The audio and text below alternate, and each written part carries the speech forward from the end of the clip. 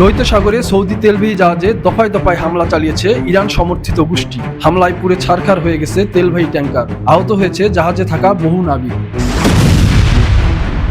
Saudi আরবের Yanbu শহর থেকে মাত্র 63 নটিক্যাল মাইল দূরে সোমবার ওই ভয়াবহ হামলার ঘটনা ঘটে। হামলার দায় স্বীকার করে বিবৃতি দিয়েছে ইরান সমর্থিত ইয়েমেনের প্রতিরোধ যোদ্ধা হুতি বাহিনী। ইরানি হামলার ভয়ে হরমুজ প্রণালী দিয়ে তেলবাহী জাহাজ চলাচল পুরোপুরি বন্ধ।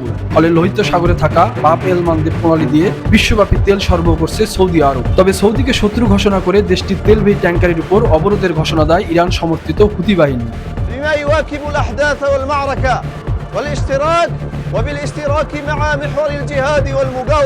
হুতি ও সৌদির মধ্যে নতুন করে দ্বন্দ্বের সূত্রপাত হয় গেল জুলাইয়ে। ইরানের একটি বিমান ইয়েমেনের রাজধানী সানায় অবতরণের সময় হামলা চালায় সৌদি আরব। রিয়াদের দাবি, ওই বিমানে করে হুতিদের জন্য অস্ত্র সরবরাহ করছিল তেহরান। সৌদির ওই হামলার জবাব দিতে লোহিত সাগরের দেশটির তেলবাহী জাহাজ চলাচলের উপর নিষেধাজ্ঞা আরোপ করে হুতি। এতে হুমকির মুখে পড়েছে বিশ্বব্যাপী রিয়াদের তেল সরবরাহ ব্যবস্থাপনা।